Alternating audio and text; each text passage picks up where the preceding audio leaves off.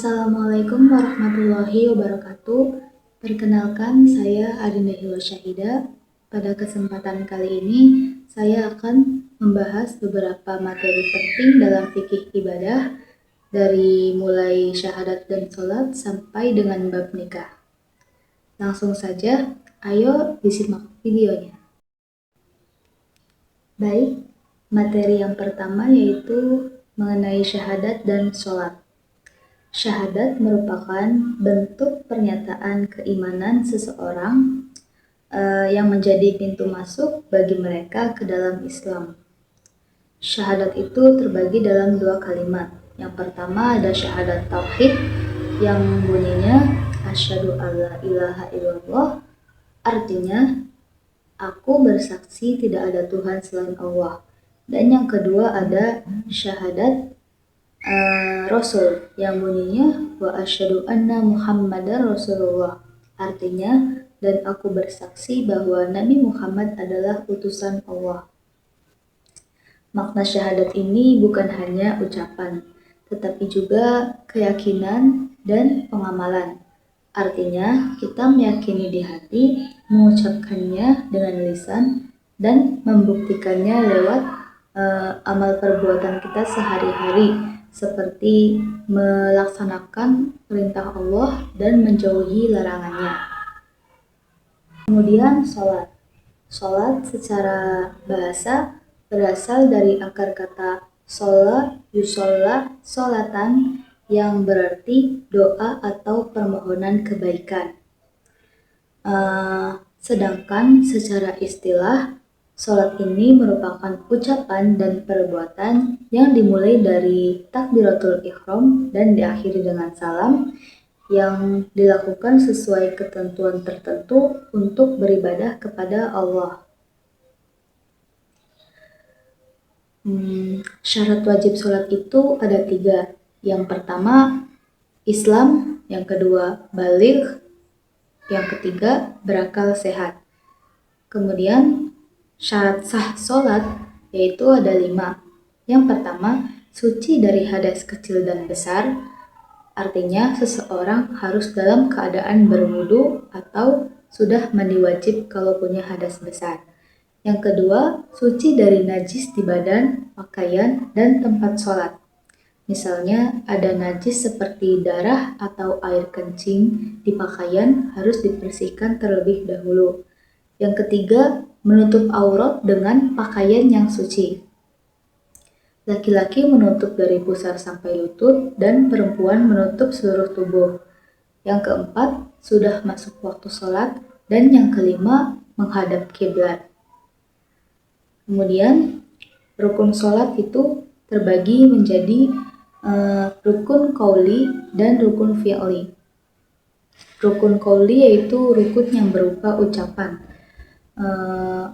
meliputi takbiratul ihram, membaca surat Al-Fatihah, membaca tasyahud akhir, membaca sholawat kepada Nabi Muhammad SAW, membaca salam pertama, dan niat keluar dari sholat.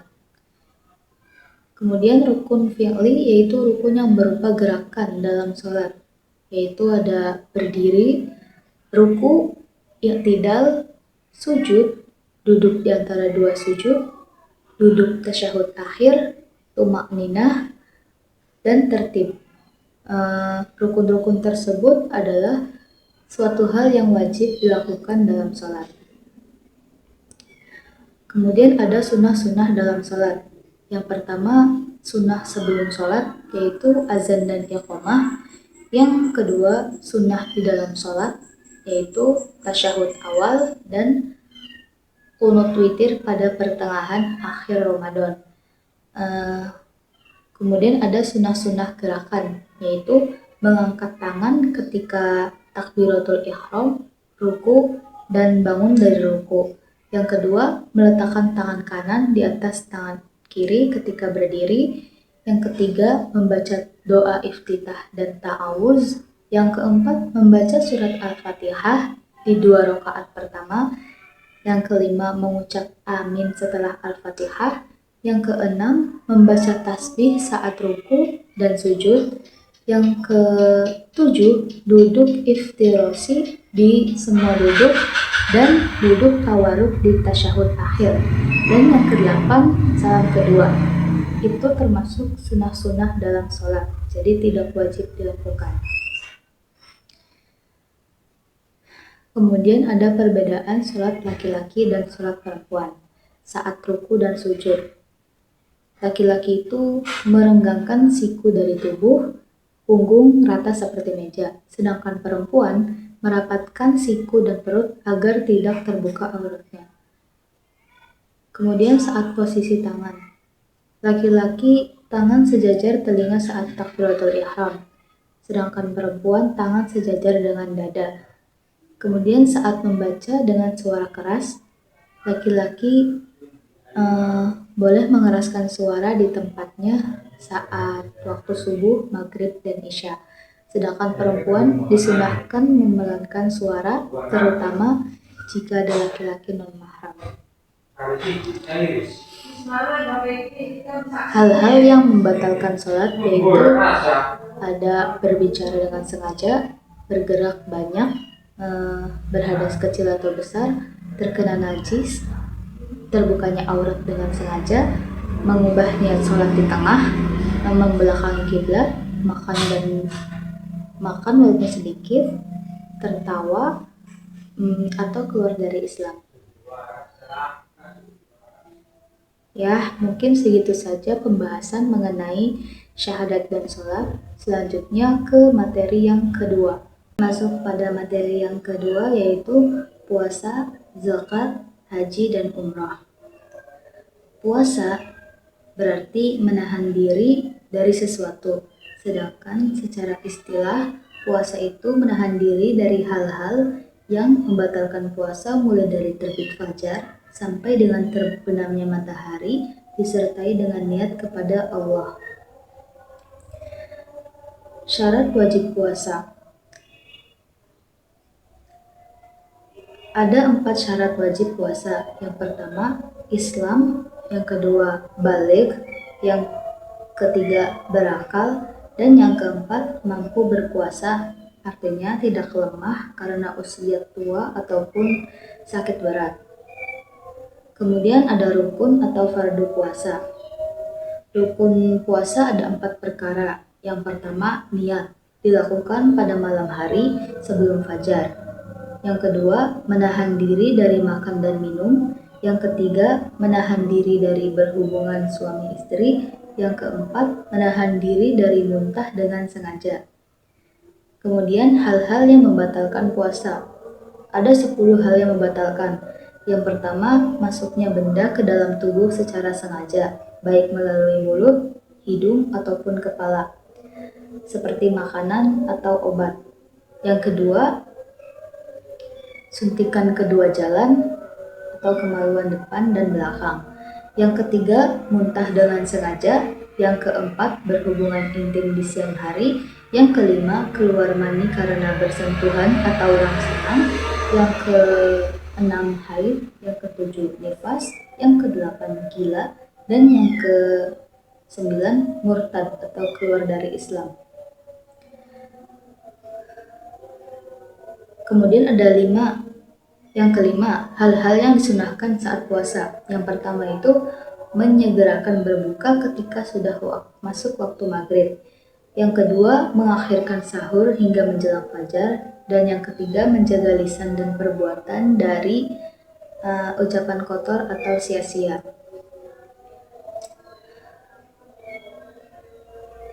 Kemudian kita ke zakat.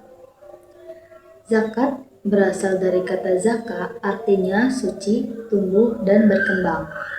Maksudnya, zakat mencucikan harta dan hati, serta membuat harta yang tersisa menjadi berkah. Secara istilah, zakat adalah sebagian harta tertentu yang wajib dikeluarkan kepada orang yang berhak menerimanya sesuai ketentuan syariat. Pembagian zakat itu secara umum dibagi menjadi 2 jenis besar. Yang pertama ada zakat fardiyah, yaitu zakat yang wajib dikeluarkan dari harta benda setelah mencapai jumlah tertentu dan dimiliki selama 1 tahun. Zakat ini bersifat berkala dan tergantung pada harta yang dimiliki. Termasuk dari zakat mal, yaitu zakat binatang ternak, zakat emas dan perak, zakat hasil pertanian, zakat hasil perdagangan, dan zakat hasil tambang atau harta karun. Yang kedua, zakat nafsiyah, yaitu zakat yang wajib bagi setiap individu muslim bukan karena harta tetapi karena jiwa. Dikeluarkan di akhir bulan Ramadan sebagai bentuk penyucian diri dan penyempurna puasa. Zakat ini yaitu seperti zakat fitrah.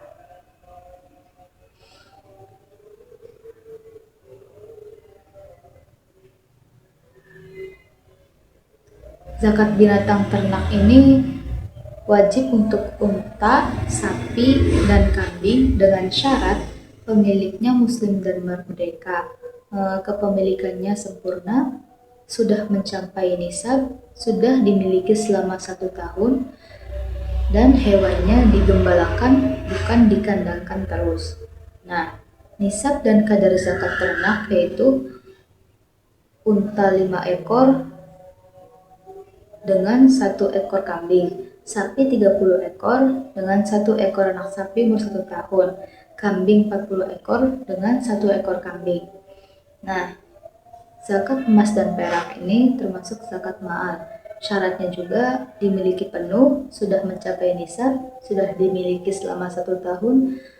Nisab dan kadar zakatnya emas 20 miskal, kurang lebih 96 gram. Kalau perak 200 dirham, kurang lebih itu 672 gram. Nah, kemudian zakat pertanian dan buah-buahan.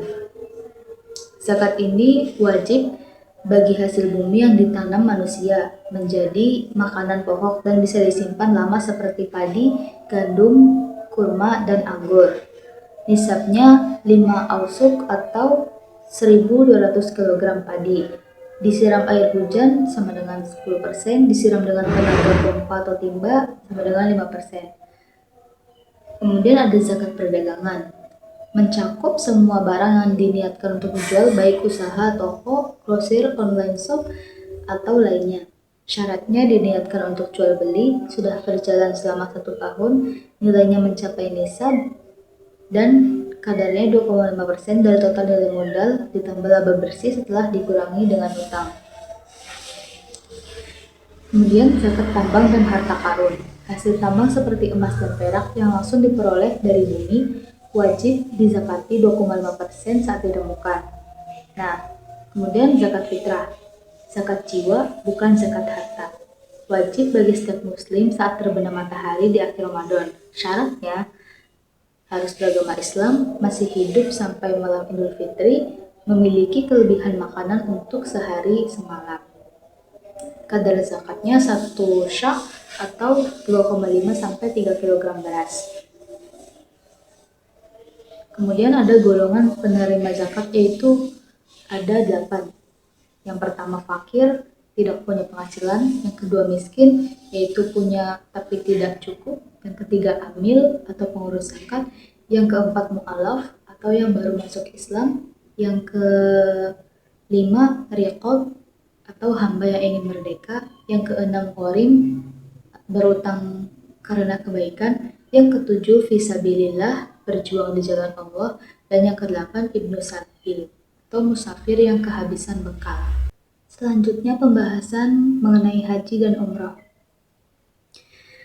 Haji berarti berkunjung menuju sesuatu yang mulia. Sedangkan secara syariat, haji adalah berkunjung ke Baitullah untuk melaksanakan ibadah tertentu pada waktu dan tempat tertentu dengan cara tertentu. Syarat wajib haji ada 7. Yang pertama, Islam. Yang kedua, baligh. Yang ketiga, berakal sehat. Yang keempat, merdeka. Yang kelima, mampu secara fisik dan finansial, kuat secara tubuh, punya bekal, dan bisa menafkahi keluarga yang ditinggalkan. Yang keenam, aman jalannya, tidak ada ancaman bahaya. Dan yang ketujuh, mampu bepergian, bisa sampai ke tanah suci tanpa kesulitan yang besar.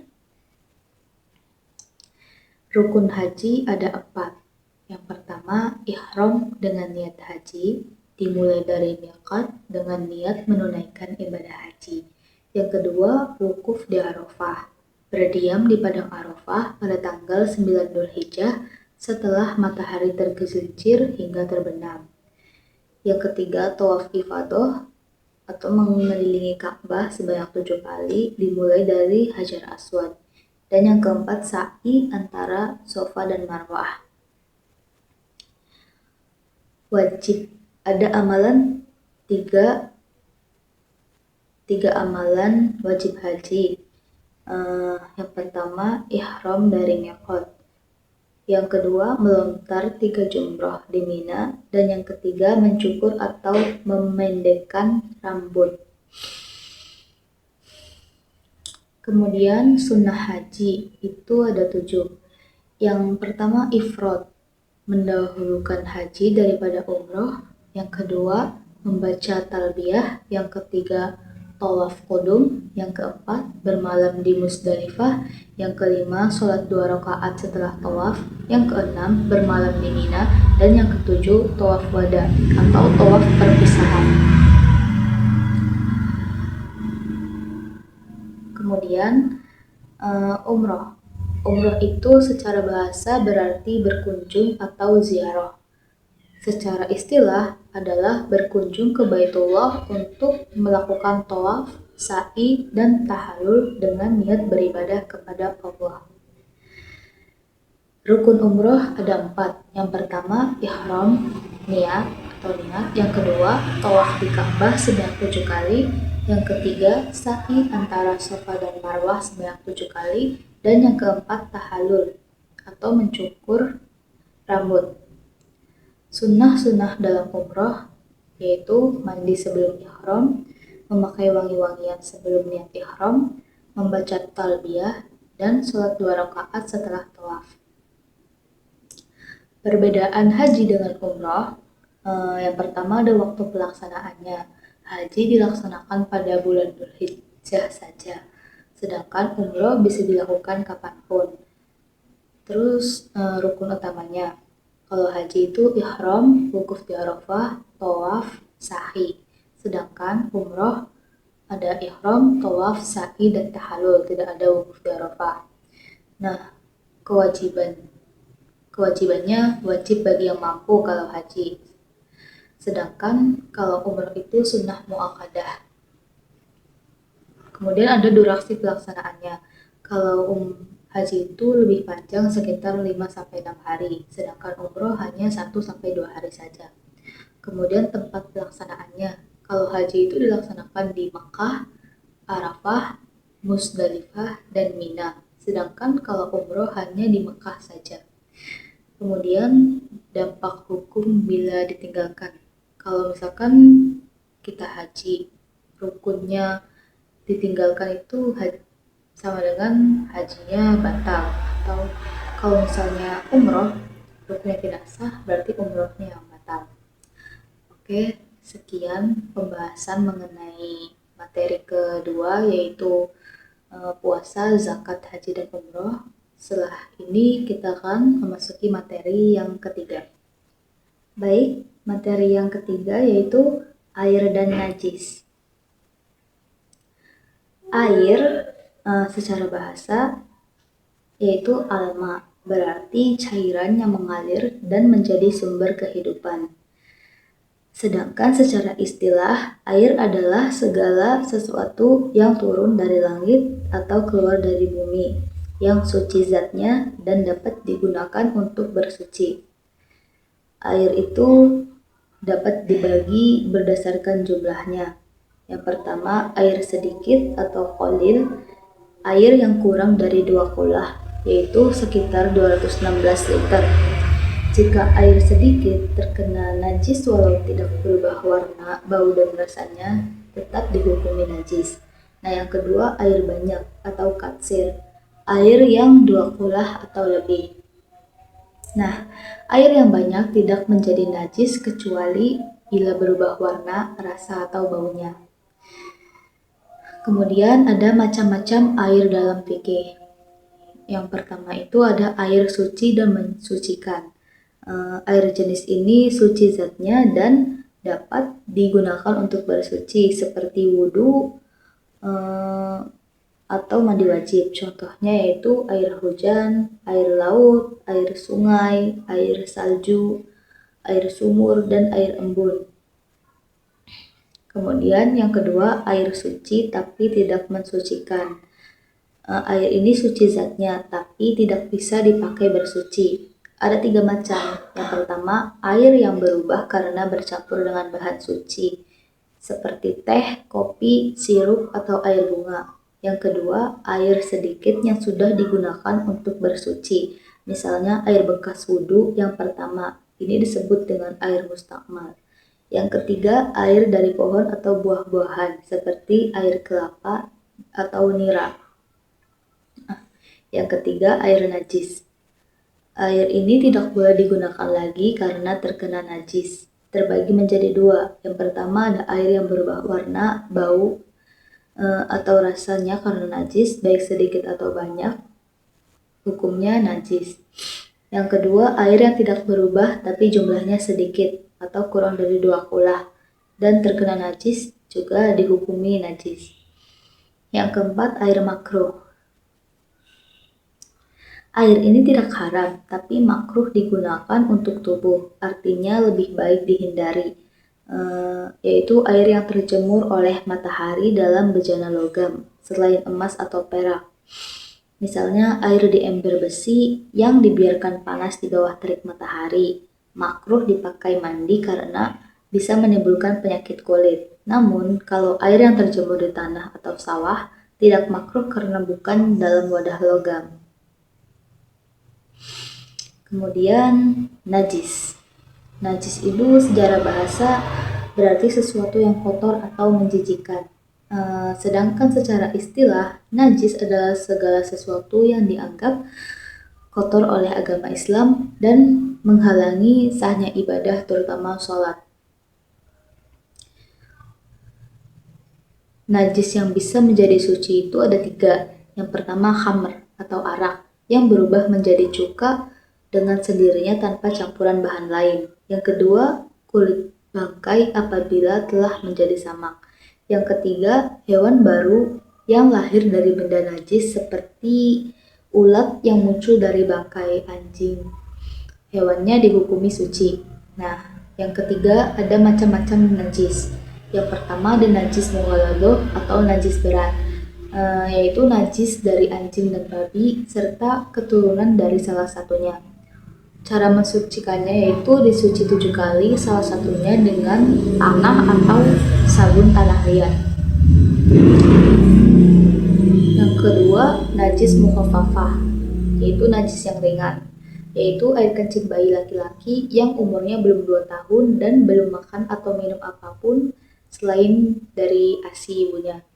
Cara mensucikannya cukup dengan memercikan air ke bagian yang terkena najis tersebut. Yang ketiga ada najis mutawasitoh, najis yang sedang, yaitu selain dari 2 najis tadi, seperti darah, nanah, kotoran manusia, atau hewan berdarah panas, air kencing orang dewasa, arak sebelum jadi cuka, dan mazi, cairan keluar karena syahwat ringan. Najis mutawasitoh ini dibagi menjadi 2, yaitu najis ainiyah dan najis hukmiyah. Najis ainiyah yaitu najis yang kelihatan wujudnya, kayak ada bau, warna, dan rasa.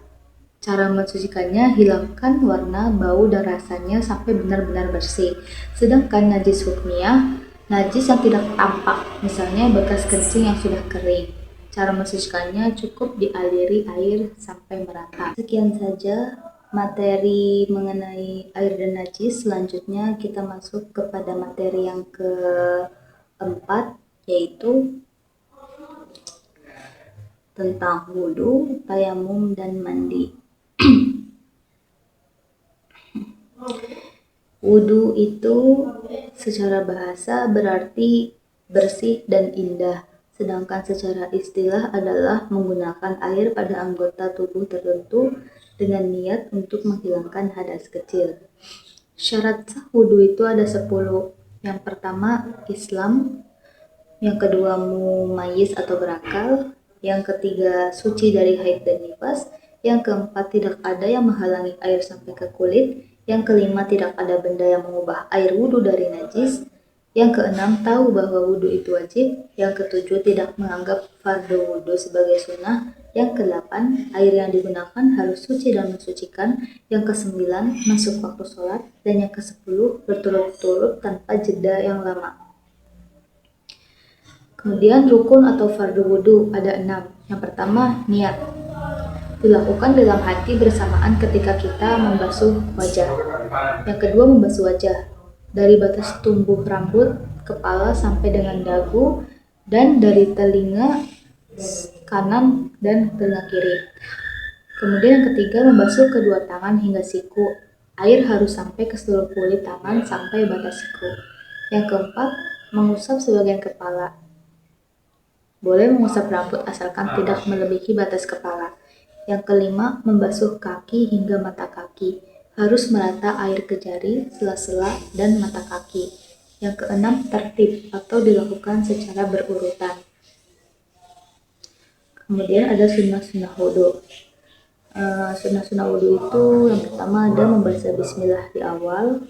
Yang kedua, mencuci telapak tangan sebelum mulai. Kemudian berkumur dan menghirup air ke hidung lalu mengeluarkannya. Keempat, menyela-nyela jari tangan dan kaki. Kelima, mendahulukan anggota kanan daripada kiri. Yang keenam, membasuh setiap anggota sebanyak 3 kali. Yang ketujuh, mengusap seluruh kepala dan telinga bagian luar dan dalam. Terus yang kedelapan, membaca doa setelah wudhu. Nah, hal-hal yang membatalkan wudhu itu ada 4. Yang pertama, keluar sesuatu dari 2 jalan atau kudul dan dubur, seperti kentut, kencing, buang air besar, dan lainnya. Yang kedua, hilang akal seperti pingsan, mabuk, atau tidur nyenyak kecuali tidur duduk dengan punggung menempel ke lantai. Yang ketiga, bersentuhan kulit antara laki-laki dan perempuan, bukan mahram tanpa penghalang. Yang keempat, menyentuh kemaluan atau dubur manusia dengan telapak tangan bagian dalam. Kemudian tayamum. Tayamum ini secara bahasa berarti menuju atau menyengaja. Sedangkan menurut istilah fikih adalah mengusap wajah dan kedua tangan dengan debu yang suci sebagai pengganti wudhu atau mandi besar ketika tidak bisa menggunakan air. Sebab-sebab seseorang melakukan tayamum itu ada 3. Yang pertama, ketiadaan air seperti setelah berusaha mencarinya namun tidak ditemukan. Contohnya, sedang dalam perjalanan di padang pasir dan air tidak ditemukan. Yang kedua, tidak bisa menggunakan air karena sakit atau luka yang akan bertambah parah bila terkena air. Contohnya orang yang sedang luka bakar atau luka pasca operasi. Yang ketiga, air diperlukan untuk keselamatan jiwa, misalnya untuk minum diri sendiri atau hewan yang dilindungi. Contohnya, air hanya cukup untuk minum, bukan untuk wudhu misalnya. Kemudian syarat-syarat dari tayamum itu ada 10. Yang pertama, menggunakan debu yang suci. Yang kedua, debu tidak boleh dicampur dengan tepung atau bahan lain. Yang ketiga, debu belum dipakai untuk tayamum sebelumnya. Yang keempat, niat tayamum saat mulai mengusap wajah. Yang kelima, mengusap wajah dan kedua tangan dengan 2 kali tepukan. Yang keenam, telah menghilangkan najis pada tubuh atau pakaian. Yang ketujuh, sudah masuk waktu sholat. Yang kedelapan, dilakukan untuk setiap ibadah fardu, tidak bisa untuk 2 kali sholat kayak 2 kali pengerjaan. Yang ke-9, menghadap kiblat. Dan yang ke-10, menggunakan debu yang murni, bukan campuran tanah basah. Kemudian ada 5 fardu dari tayamum. Yang pertama, memindahkan debu suci ke tangan dari wajah. Yang kedua, niat tayamum. Yang ketiga, mengusap wajah dengan debu. Yang keempat, mengusap kedua tangan sampai siku. Yang kelima, tertib antara kedua usapan. Hal-hal yang membatalkan tayamum yaitu hal-hal yang membatalkan wudhu, seperti buang air, tidur, atau hilang akal. Kemudian keluar dari Islam atau menemukan air bagi orang yang tayamum karena tidak ada air sebelumnya. Kemudian mandi wajib. Mandi wajib adalah mengalirkan air ke seluruh tubuh dengan niat menghilangkan hadas besar, seperti karena junub, haid, nifas, atau sebab lainnya. Tujuannya adalah untuk mensucikan diri agar boleh melakukan ibadah seperti tawaf, sholat, dan membaca Al-Quran. Sebab-sebab seseorang mandi wajib yaitu sebagaimana disebut dalam Safinatun Najah, ada 6 perkara yang mewajibkan seseorang untuk mandi. Yang pertama, masuknya syafah ke dalam farji meski tidak keluar mani. Yang kedua, keluar mani baik karena mimpi, syahwat, atau sebab lainnya. Yang ketiga, haid. Yang keempat, nifas. Dan yang kelima, melahirkan. Yang keenam, meninggal dunia. Kemudian ada fardu atau rukun mandi wajib. Yang pertama yaitu niat. Untuk menyengaja mandi untuk menghilangkan hadas besar karena Allah Ta'ala. Kemudian yang kedua, menghilangkan najis di tubuh sebelum mandi, seperti sisa mani atau sisa darah haid. Kemudian yang ketiga, meratakan air ke seluruh tubuh, termasuk rambut, kulit kepala, sela-sela jari, lipatan tubuh, dan bagian tersembunyi lainnya. Tata cara mandi wajib sesuai dengan sunnah Nabi, yaitu yang pertama membaca basmalah, yang kedua mencuci tangan sebanyak 3 kali, kemudian yang ketiga membersihkan kemaluan dan najis yang ada di tubuh, yang keempat berwudu seperti ketika untuk sholat, yang kelima menyiramkan air ke kepala 3 kali hingga ke pangkal rambut. Terus yang keenam, mengguyur air ke seluruh tubuh dimulai dari sisi kanan kemudian ke sisi kiri. Dan yang ketujuh, menggosok badan agar air merata ke seluruh permukaan kulit. Mungkin sekian saja pembahasan materi mengenai wudhu, tayamum, dan mandi. Selanjutnya kita akan membahas materi yang kelima. Selanjutnya materi yang kelima yaitu mengenai haid, istihadah, wiladah, dan nifas. Yang pertama, haid. Haid dalam Safinatun Najah disebutkan adalah darah tabi'i atau alami yang keluar dari kemaluan wanita dalam keadaan sehat, bukan karena melahirkan. Penjelasannya, haid itu darah alami yang keluar secara rutin dari rahim perempuan ketika dalam keadaan sehat, bukan karena sakit. Batasan waktunya paling sedikit itu 1 hari 1 malam. Kebiasaan umumnya itu 6 atau 7 hari dan paling lama itu 15 hari. Syarat terjadinya haid itu wanita yang berusia 9 tahun, terus darah keluar dari tempat normal, keluar darah dalam keadaan sehat, tidak karena luka atau melahirkan. Nah, hukum wanita haid itu tidak boleh melakukan sholat, puasa, tawaf, membaca atau menyentuh mushaf, dan tidak boleh digauli oleh suaminya. Kemudian istihadah. Dalam Safinatun Najah dijelaskan istihadah ini adalah darah penyakit yang keluar bukan pada waktu haid dan nifas. Jadi istihadah ini adalah darah yang keluar terus-menerus dari kemaluan wanita di luar waktu haid dan nifas. Ini bukan darah alami tetapi darah penyakit. Ciri-cirinya tuh warnanya lebih pucat daripada darah haid, baunya tidak menyengat, dan teksturnya itu lebih encer. Hukumnya, wanita yang sedang istihadah itu tetap wajib sholat dan puasa karena darah itu bukan darah haid. Namun, ia harus berwudu setiap kali masuk waktu sholat atau mandi setelah membersihkan najis dan menutupnya dengan pembalut. Nah, seorang wanita yang telah selesai haid tapi darahnya masih keluar sedikit-sedikit hingga berhari-hari, maka darah setelah 15 hari itu dianggap sebagai darah istihadah, bukan darah haid.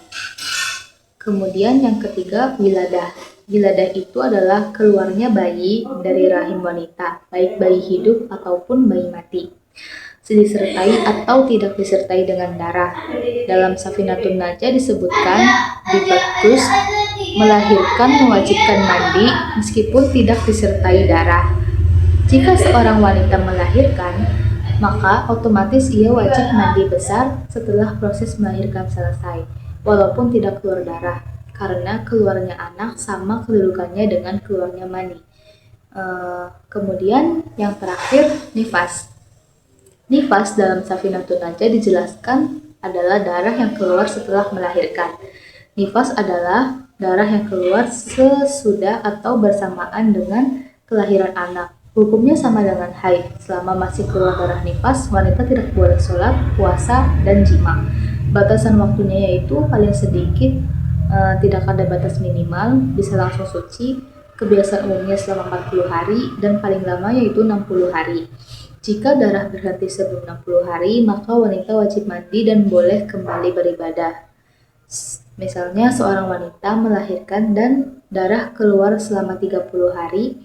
Setelah darah berhenti, ia mandi besar dan boleh sholat. Jika keluar lagi di hari ke-40, itu masih dihitung nifas. Tapi kalau setelah lewat 60 hari, maka dianggap sebagai istihadah. Mungkin sekian saja pembahasan materi yang ke-5. Kita melanjutkan ke materi yang ke-6. Materi yang ke-6 yaitu tentang nikah. Nikah adalah salah satu sunnah Nabi yang sangat dianjurkan dalam Islam. Dalam kitab Qurratul Uyun, pernikahan dijelaskan bukan hanya sebagai ikatan lahir antara laki-laki dan perempuan, tapi juga sebagai ibadah yang mendekatkan diri kepada Allah dan menjaga kehormatan diri. Rasulullah SAW bersabda, nikah itu adalah sunnahku. Barang siapa yang membenci sunnahku, maka bukan termasuk golonganku. Hukum nikah dalam Qurratul Uyun dijelaskan bahwa tidak hanya satu, tetapi berbeda-beda tergantung keadaan seseorang. Yang pertama, wajib bagi orang yang mampu menikah dan khawatir terjerumus ke zina. Contohnya, ketika seorang laki-laki memiliki kemampuan nafkah dan syahwat yang kuat. Yang kedua, sunnah bagi orang yang mampu tetapi masih dapat menjaga diri dari perbuatan haram. Yang ketiga, mubah bagi yang tidak terlalu membutuhkan dan tidak ada dorongan kuat. Yang keempat, makruh bagi orang yang tidak memiliki kemampuan memberi nafkah. Dan yang kelima, haram bagi orang yang menikah dengan niat menyakiti pasangannya atau tahu dirinya tidak akan mampu menunaikan kewajibannya sebagai suami atau istri. Nah, keutamaan dan hikmah nikah itu dalam kitab Qurratul Uyun disebutkan beberapa keutamaannya. Yang pertama, melahirkan keturunan yang saleh sebagai penerus dakwah dan amal jariah. Kemudian mendapatkan ketenangan dan kasih sayang, sakinah, mawadah, warahmah, sebagaimana disebutkan dalam Quran Surat Ar-Rum ayat 21. Dan kemudian mencontoh sunnah para nabi, sebab seluruh nabi pernah menikah kecuali Nabi Isa alaihissalam.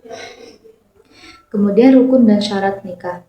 Dalam Qurratul Uyun, pernikahan sah apabila terpenuhi rukun dan syaratnya. Rukun nikah itu ada 4. Yang pertama, calon suami dan istri harus jelas identitasnya, bukan mahram, dan beragama Islam. Yang kedua, wali nikah, terutama bagi perempuan tanpa wali, nikah tidak sah. Nah, yang ketiga, 2 saksi laki-laki yang adil dan baligh.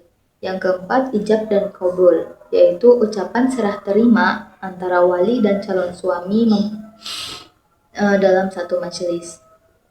Syarat-syarat nikah yaitu calon pasangan bukan mahram, baik nasab, sepersusuan, maupun pernikahan.